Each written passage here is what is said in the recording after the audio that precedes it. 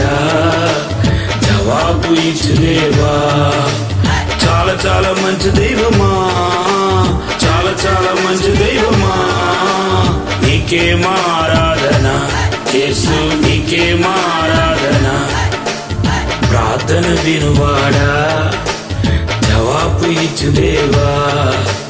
ప్రార్థన వినువాడా, జవాబు ఇచ్చు దేవా.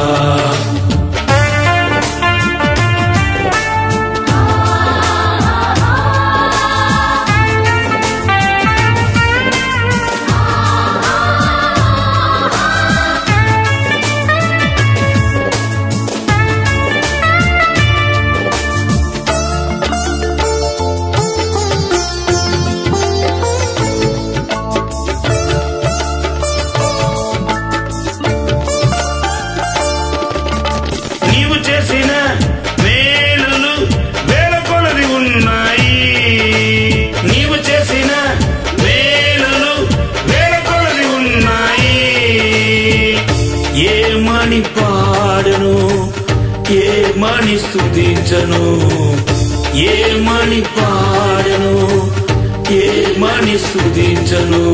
స్తోత్ర బలులతో వచ్చి ఉన్నాను, స్తోత్ర బలులతో వచ్చి ఉన్నాను. ప్రార్థన వినువాడా, జవాబు ఇచ్చు దేవా. ప్రార్థన వినువాడా, జవాబు ఇచ్చు దేవా.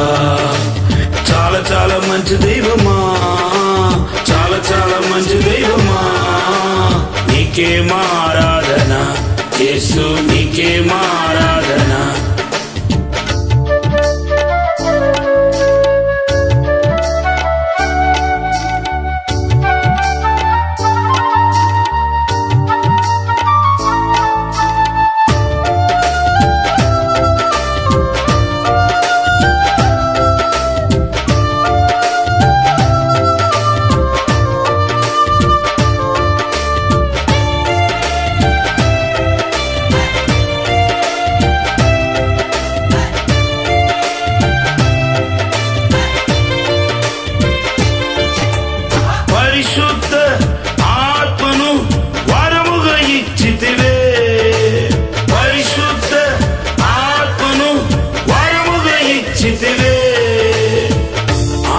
ఆత్మనాలో జీవించుచున్నాడు, ఆత్మనాలో జీవించుచున్నాడు.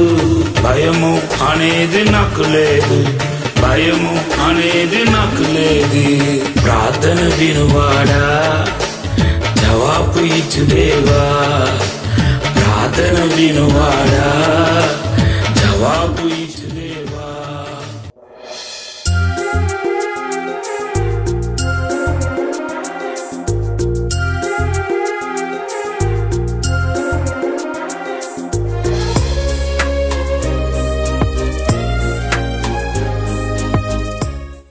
మన దేవుడికి ఇవ్వబడిన నామములో ఒకటి ఏంటంటే బైబిల్ చెప్తుంది, ప్రార్థన ఆలకించువాడు. గట్టిగా చప్పట్లు కొట్టి దప్పరచు హల్లెలూయా. ప్రార్థన ఆలకించువాడుగా మన మధ్యలో దేవుడు అసాధారణమైన కార్యం జరిగించబోతున్నాడు. కీర్తన 65 వచనంలో చూస్తే ఆయనకు పేరు ఏమని వ్రాయబడి ఉందంటే, ప్రార్థనను ఆలకించువాడు. దావీదు ఎలా సంబోధిస్తున్నాడంటే, ప్రార్థన ఆలకించువాడా, ప్రార్థన ఆలకించువాడు. వాడాని తర్వాత ఇంకొక మాట రాయబడి ఉంది, సర్వ శరీరులు నీ వద్దకు వచ్చేదారు. ప్రార్థన ఆలకించువాడు మన మధ్యలో ఉన్నాడు. సర్వ శరీరులైన మనము ఆయన యొద్దకు రాలేకపోతున్నాం. యేసుక్రీస్తు సిలువలో పలికిన 7 మాటలు, 7 మాటల్లో యేసు ప్రభు చేసిన 3 ప్రార్థనలు మనకు కనపడుతున్నాయి. మొదటి మాటే మనకు తెలియపరిచేది ఏంటంటే, యేసు దేవుణ్ణి, సృష్టికర్త అయిన దేవుణ్ణి తండ్రి అని సంబోధించి చేసిన ప్రార్థన. లూకా సువార్త 23వ అధ్యాయం 34వ వచనం. యేసు తండ్రి, మీరేమి చేయుచున్నారో వీరు ఎరుగురు కనుక వీరిని క్షమించమని చెప్పెను. చాలామంది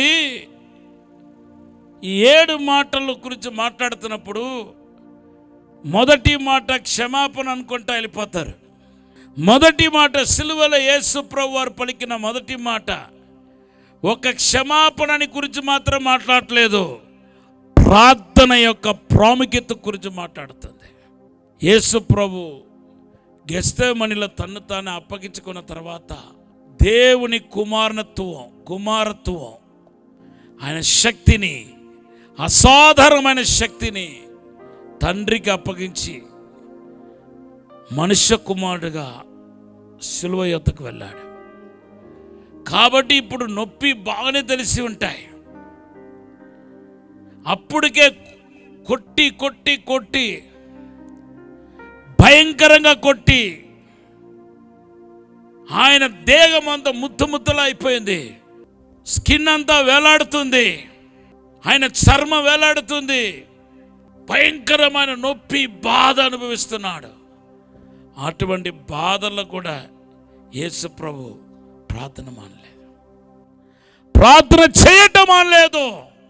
మీ సంగతి ఏంటి చెప్పండి? చిన్న తలపూట రాగానే ప్రార్థన మానేస్తారు. ప్రార్థన చేశారా మీరు ఈరోజు అని అడిగితే చేయలేదండి అయ్యారు. ఎందుకు ప్రార్థన చేయలేదు అంటే నాకు ఒంట్లో బాగలేదు, ఒంట్లో బాగలేదని ఆనందం మానేశారా? ఒంట్లో బాగలేదని ఫోన్ మాట్లాడటం మానేశారా? ఒంట్లో బాగలేదంటూ మీరు బయటికి వెళ్ళాల్సి వచ్చితే మానేశారా? అవన్నీ చేస్తున్నారు, కానీ ప్రార్థన దగ్గరికి వచ్చేసరికి కుంటి చాకులు చెబుతున్నారు. ఈరోజు సంఘాల నిలువచ్చని స్థితి కనపడుతుంది. ప్రార్థించేవారు తక్కువైపోయారు, మోకాల్లో ఉన్న వాళ్ళు తక్కువైపోయారు. దేవుని సన్నిధిలో రోధించి దేశ క్షేమం కొరకు కన్నీటి ప్రార్థన చేసేవారు తక్కువైపోయారు. ఇలా గద్దించి వాక్యం చెప్తే కూడా ఇష్టపడలేదు. సీరియస్ లేకుండా దేవుని సన్నిధిలో సీరియస్ లేకుండా నవ్విస్తా, పిట్ట కథలు చెప్తా, అట్లా మాట్లాడుతూ ఉంటే అది ఇష్టంగా ఉంది. ప్రభు రాకడికి రోజులు దగ్గర పడ్డాయి. ఇంకా ఎంతకాలం ఈ భూమిలో మనం ఉండము. యేసు త్వరగా రాబోతున్నాడు. సంఘము కళ్ళెరెప్పపాటులో ఎత్తబడి పరలోక తండ్రి దగ్గరికి, యేసుక్రీస్తు దగ్గరికి వెళ్ళబోతుంది. కొట్టండి గట్టిగా, చెప్పండి, దినపరచండి. హల్లెలూయా. ఇప్పుడు ఈ సమయంలో నేను మీరు చేయాల్సింది ఏంటి తెలుసా? ప్రార్థన. అందరు చెప్పండి. యేసు ప్రభువే స్వయంగా ఆయన రాకడ కొరకు ఎలా సిద్ధపడాలో చెప్పాడు. 2 విషయాలు చెప్పాడు. లూకా సువార్త 21వ అధ్యాయం 34 నుండి 36 వచనాలు చదవండి. మీ హృదయములు ఒకవేళ తిండి వలనను మత్తు వలనను ఐహిక విచారం వలనను మందంగా ఉన్నందున ఆ దినము అకస్మాత్తుగా మీ మీదికి ఊరి వచ్చినట్లు రాకుండా మీ విషయమై మీరు జాగ్రత్తగా ఉండుడి. చూడండి, ఇక్కడ కొన్ని విషయంలో మనం జాగ్రత్తగా ఉంటూ విడిచిపెట్టమంటున్నాడు. దాంట్లో మొదటిది ఏంటి చెప్పండి? తిండి వలన కలిగే మత్తు, 2వది ఐహిక విచారం, 3వది ధనమోషం. ఈ 3టిని మనం విడిచిపెట్టేసి తర్వాత ఏం చేయాలని రాయబడి ఉంది? విడిచిపెడితే మాత్రం చాలదు. పాపాన్ని విడిచిపెడితే మాత్రం చాలదు, లోకాన్ని విడిచిపెడితే మాత్రం చాలదు. తర్వాత ఏం చేయాలని రాయబడి ఉంది? చదవండమ్మా. ఆ దినము భూమి అంతటా నివసించు వారందరి మీదకి అకస్మాత్తుగా వచ్చును. కాబట్టి మీరు జరగబోవు వీటెల్లను తప్పించుకొని మనుష్య కుమారుని ఎదుట నిలవబడుటకు శక్తి గల వారగునట్లు ఎల్లప్పుడూ ప్రార్థన చేయుచు మెలకుగా ఉండుడని చెప్పెను. హల్లెలూయా. ఎలాగ కనిపెట్టాలంట? ఎలాగ ఆయన రాకడ కొరకు సిద్ధపడాలంట?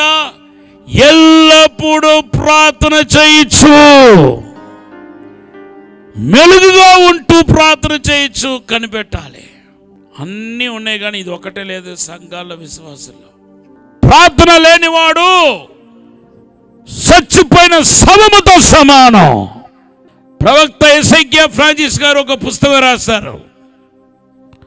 ఆ పుస్తకం పేరేంటి చెప్పనా? ప్రార్థనయే జీవం. కొట్టండి గట్టిగా, చెప్పండి, దినపరచండి. హల్లెలూయా.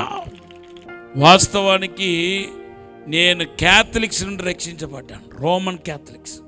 ఫాదర్కు చదువుతున్నప్పుడు రోమన్ క్యాథలిక్లో ఫాదర్కు చదువుతున్నప్పుడు దేవుడు నన్ను రక్షించాడు.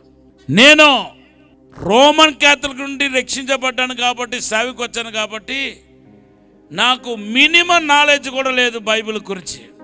నాకు ఎవరు నేర్పించలేదు. ఆ దినాల్లో ఎక్కడికి వెళ్ళి నేర్చుకోవాలని కూడా నాకు తెలియదు. ఎవరి దగ్గరికి వెళ్ళాలని కూడా నాకు తెలియదు.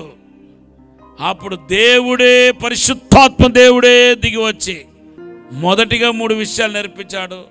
తర్వాత మరొక విషయం కూడా నేర్పించాడు. ఆ 4 నాకు ఈనాటి వరకు పునాది అయింది. మొదటిది ఏంటి చెప్పనా? ప్రార్థన చేయడానికి నేర్పించాడు పరిశుద్ధాత్మ దేవుడు. ఆయనే ఎలాగ ప్రార్థన చేయాలి, ఈ ప్రార్థనలో ఎన్ని అంశాలు ఉన్నాయి. ఉపవాస ప్రార్థన చేయాలనుకున్న వాడిని అది ఎలా చేయాలో తెలిసేది కాదు. స్వయంగా దేవుడే దిగి వచ్చి నేర్పించింది ప్రార్థన. కొట్టని గట్టిగా చెప్పడం పరిచయ. అదే నాకు ఫస్ట్ పునాది పడింది. ప్రార్థన నేర్పించడం మాత్రం కాదు, ఆయన పరిశుద్ధాత్మ దేవుడు నాలో ఉన్నాడు కనుక ఆయన నాలో ఉండి ప్రార్థన చేయడానికి కూడా ప్రారంభించాడు. యోహాను తన శిష్యులకు ఏం నేర్పించాడు? ప్రార్థన నేర్పించాడు. అవునా కదా? లూకా సువార్త 11వ అధ్యాయం 1వ వచనం చదివితే, తన యేసు ప్రభు శిష్యులు యేసు యొద్దకు వచ్చి యోహాను తన శిష్యులకు ప్రార్థన నేర్పించినట్టు. హల్లెలూయా.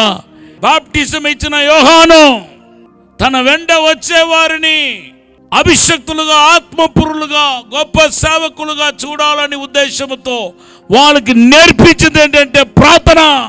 సరే, యేసు ప్రభు శిష్యులు యేసు దగ్గరకు వచ్చి అడిగింది ఏంటి? ప్రసంగం చేయమని ప్రసంగం నేర్పించమని అడగలేదు. ప్రభువా 7 పాయింట్లు ఎలా మాట్లాడాలి, వాక్యం ఎలా స్టార్ట్ చేసి ఎలా ముగించాలి, ఎలాగా వాక్యము లైన్గా ఒకే పాయింట్ మీద ఎలా మాట్లాడాలి అని యేసు ప్రభు దగ్గర అడగలేదు. వాళ్ళు వినయముతో అడిగింది ఏంటి తెలుసా? యోహాను తన శిష్యులకు ప్రార్థన నేర్పించినట్టు మాకు కూడా నేర్పించండి. దేవుడు నేర్పించను అన్నాడా? వెంటనే వాళ్ళకు ప్రార్థన నేర్పించాడు. కొట్టండి గట్టిగా చెప్పండి పరచండి. హల్లెలూయా. తర్వాత కొద్ది దినాల తర్వాత ఆరాధన చేయడానికి నేర్పించాడు. దేవుడే స్వయంగా దిగి వచ్చి ఆరాధన నేర్పించాడండి. పరిశుద్ధాత్మ దేవుడే నేర్పించాడు. ఆరాధన ఏంటో నాకు తెలియదు. నేను చెప్పాను కదా, క్యాథలిక్స్ నుండి వచ్చాను. మాకేంటంటే జపమాల ఉంటుంది. ఒకే జపాని అలాగా చెప్పటం, రోజరీ అంటారు, అదే రిపీటెడ్గా చెప్పటం. కానీ దేవుడు స్వయంగా దిగి వచ్చి నాకు నేర్పించింది ఏంటంటే ఆరాధన. 3వదిగా దేవుడు నాకు నేర్పించిందని తెలుసా? ఇవ్వటానికి నేర్పించాడు. కొట్టని గట్టిగా చెప్పాలి. హల్లెలూయా. ఇవ్వటానికి నేర్పించాడు. తర్వాత కొన్ని సంవత్సరాల తర్వాత ఎలాగా వాక్యాన్ని ధ్యానించాలో, వాక్యం ద్వారా ఎలా కట్టుకోవాలో జీవితాన్ని, అది నేర్పించాడు. ఈ 4 నాకు పునాది అయిపోయింది. ఇప్పుడు నేను సేవకు వచ్చి 35 సంవత్సరాలు అయింది. సంపూర్ణ సేవకు వచ్చి 35 సంవత్సరాలు అయింది.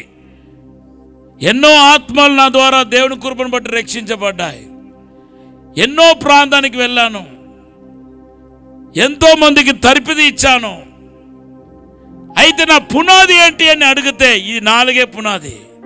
మొదటిది ప్రార్థన అని పునాది, 2వదిగా ఆరాధన అని పునాది, 3వదిగా ఇవ్వటం అని పునాది, 4వదిగా వాక్యముతో కట్టుకోవటం.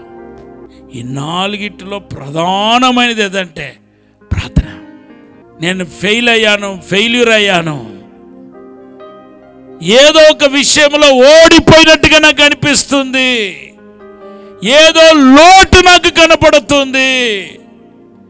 ఆత్మీయ జీవితంలో నాకు ఏదో ఒక లోటు కనపడుతుంది పాస్టర్ గారు అంటే అది ఖచ్చితంగా దేని గురించి ఉంటుందంటే ప్రార్థన గురించి ఉంటుంది. ప్రసంగం చేస్తే నాకు దేవుడు ఏం చెప్పాడు తెలుసా? 9 సూత్రాలు చెప్పాడు. దానిలో మొదటి సూత్రం ఏంటంటే నువ్వు సక్సెస్ఫుల్, ఒక జయం పొందిన సేవకుడుగా నువ్వు జీవించాలనుకుంటే నాతో మాట్లాడకుండా నా గురించి మాట్లాడకూడదు అన్నాడు. ఎప్పుడో చాలా సంవత్సరాల క్రితం ఒక ఊరిలో మీటింగ్ జరిగినప్పుడు ఐజీ గారు, 4 జిల్లాలకు ఒక పోలీస్ ఉంటారు, డిఐజీ. ఆ డిఐజీ గారు భోజనానికి పిలిచారు. వాళ్ళ ఇంటికి వెళ్ళాను. ఇంటి నిండా వాక్యాలు. నేను అనుకున్నాను ఆయన ఏదో సామాన్య రహస్య క్రైస్తవుడేమో అనుకున్నాను. కానీ ఇంటి నిండా వాక్యాలు, ఇంకా టేబుల్ నిండా బైబిల్, ఆ బైబిల్ ఈ బైబిల్ ట్రాన్స్లేషన్, చాలా వేరు వేరు వర్షన్ ఉంది. ఆయన దగ్గర ఒక మాట అడిగాను, సార్ మీరు ఒక పోలీస్ అధికారి, ఉన్నతమైన అధికారి, మీకు సమయం దొరకదని నాకు తెలుసు, అయితే రెగ్యులర్గా ప్రార్థన చేస్తారా అని అడిగాను. డైలీ ప్రార్థన చేస్తారా అని అడిగాను. ఓ ఎస్ అన్నాడు. రోజుకు ఎన్ని నిమిషాలు మీరు ప్రార్థన చేస్తారంటే ఆయన చెప్పిన ఆన్సర్ నాకు షాక్ లాగా అనిపించింది. 2 గంటల 40 నిమిషాలు డైలీ ప్రార్థన చేస్తాను. నాకు ఆశ్చర్యంగా అనిపించింది. అదేంటి సార్ లెక్క? మనల్ని అడిగితే గంట అంటాం, లేకపోతే 2 గంటలు అంటాం, లేకపోతే 3 గంటలు అంటాం. కానీ అతను, ఆ పోలీస్ అధికారి ఏమని చెప్పాడంటే 2 గంటల 40 నిమిషాలు అన్నాడు. ఇదేంటి లెక్క సార్ అన్నాను. అప్పుడు మా నాన్న చిన్నప్పుడు దశమ భాగం ఇవ్వటానికి నేర్పించాడు. నేను పెద్దోడైన తర్వాత నా సమయంలో కూడా దశమ భాగం ఇవ్వటానికి నేర్చుకున్నాను. కొట్టండి గట్టిగా, చెప్పండి, దినపరచండి, హల్లెలూయా. గంట ప్రార్థన చేసే వాళ్ళు చేతులు ఎత్తమంటే సగం మంది కూడా ఎత్తారు నాకు తెలుసు. ఈరోజు మీరే కాదు, క్రైస్తవ సంఘాలు దేవుని యొక్క వధువుగా పిలువబడుతున్న దేవుని యొక్క సంఘం బలహీనంగా ఉంది. ప్రార్థన కళ్ళు మరుగైపోతా ఉంది. సాతానుడు ప్రార్థనాత్మను దొంగిలిస్తున్నాడు, ప్రార్థన సమయాన్ని దొంగిలిస్తున్నాడు. దయచేసి ఇంక మీదట నేను ప్రార్థన చేస్తానని తీర్మానించండి. లేకపోతే రేపు తీరని లోటు, పూడ్చుకోలేని ఒక పెద్ద సమస్య వచ్చి పడతాయి. నువ్వు ప్రభు రాకడలో విడువబడతావు బిడ్డ. అకస్మాత్తుగా వస్తాయి దేవుని యొక్క రాకడ. కళ్ళు మూసి కళ్ళు తెరిచే లోపల మనం పరలోకి వెళ్ళిపోతాం. అప్పటికప్పుడు సిద్ధపడటం అనేది అసాధారణమైన కార్యం. నువ్వు ఇప్పుడు నుండే ప్రార్థనతో నీ జీవితం కట్టబడాలి. గట్టిగా ఒక హల్లెలూయా చెప్పండి. మీరు చక్కగా ప్రార్థన చేయడానికి ప్రారంభిస్తే ప్రార్థనలో 4 డిమెన్షన్స్ ఉన్నాయి, అంటే 4 కోణాలు ఉన్నాయి. ఆ 4 కోణాలు ఏంటో సొలొమోను చేసిన ప్రార్థన ద్వారా మీకు తెలియపరిచి ఆ ప్రార్థనను వివరిస్తూ నేను కొన్ని నిమిషాల్లో నా ప్రసంగాన్ని ముగించబోతున్నాను. 1 రాజుల గ్రంథం 3వ అధ్యాయం 6వ వచనం నుండి 12వ వచనం దాకా దేవుడు మాట్లాడినతో కలిపితే 14వ వచనం దాకా ప్రార్థన అంశాలు రాయబడి ఉంది. దీంట్లో ఈ సొలొమోను చేసిన ప్రార్థనను 4 భాగాలుగా, 4 కోణాల్లో మనము విభజించి చూడాలి. మనం కనుక ప్రార్థన చేస్తే ప్రభు ప్రార్థన ఆలకించేవాడైపోతాడు. గట్టిగా చెప్పలు కూడా తప్పరచండి, హల్లెలూయా. మీరు కనుక ప్రార్థిస్తే ప్రభు ప్రార్థన ఆలకించే దేవుడుగా, నీకు జవాబు ఇచ్చే దేవుడుగా, నీకు మేలు చేసే దేవుడుగా, అద్భుతాలు చేసే దేవుడుగా అయిపోతాడు, మారిపోతాడు. హల్లెలూయా. చూడండి ఒక్కసారి సొలొమోను దేవుని దగ్గర అడిగింది చూడండి. 9వ వచనం, 1 రాజుల గ్రంథం 3:9. ఇంత గొప్పదైన నీ జనములకు న్యాయము తీర్చగలవాడు ఎవడు? కాబట్టి నేను మంచి చెడులు వివేచించి నీ జనులకు న్యాయము తీర్చినట్లు నీ దాసుడైన నాకు వివేకం గల హృదయమును దయచేయము. సొలొమోను చేసిన ప్రార్థన అంశం ఏంటి? వివేకం కలిగిన హృదయము. ఈయన అడిగిన ప్రార్థన, సొలొమోను చేసిన ప్రార్థన దేవుని దృష్టికి అనుకూలమైన ప్రార్థన అయింది. హల్లెలూయా. గట్టిగా హల్లెలూయా చెప్పండి. 1 రాజుల గ్రంథం 3:10.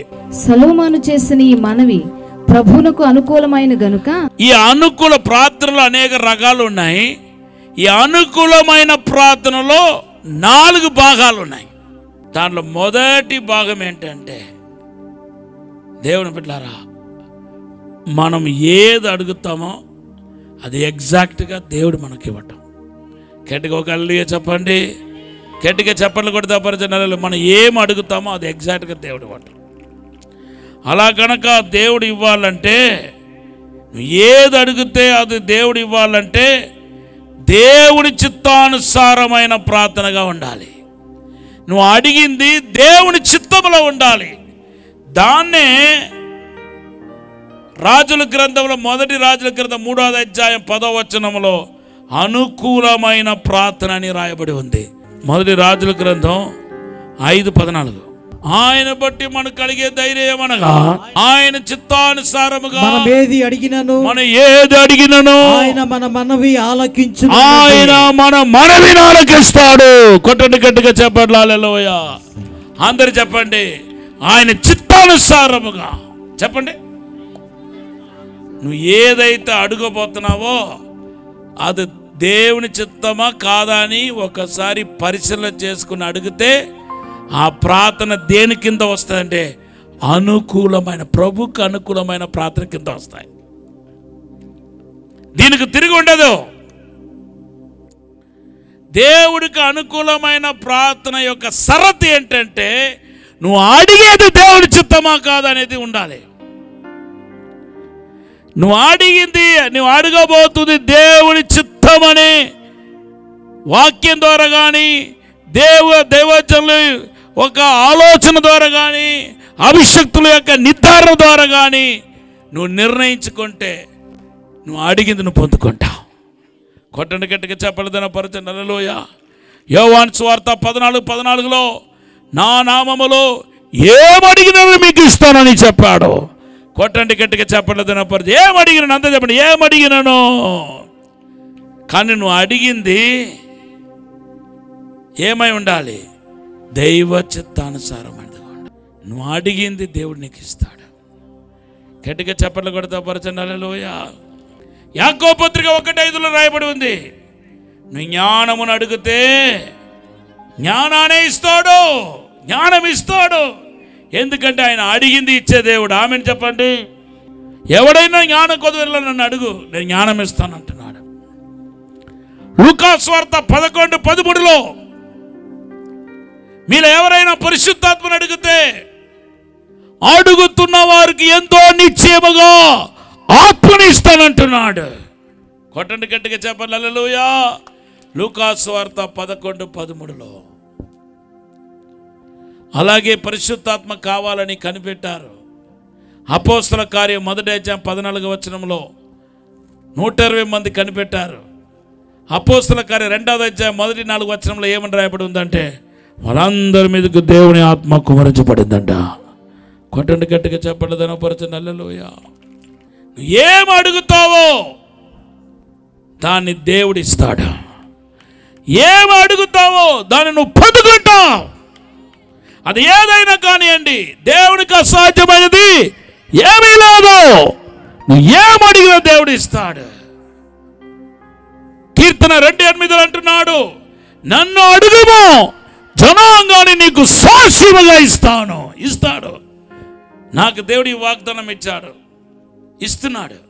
ఎందుకంటే ప్రార్థనలో దేవుడు పెట్టిన ఒక కోణం ఏదంటే, ఒక పద్ధతి ఏంటంటే, మనం అడిగింది ఇవ్వటం. హల్లెలూయా.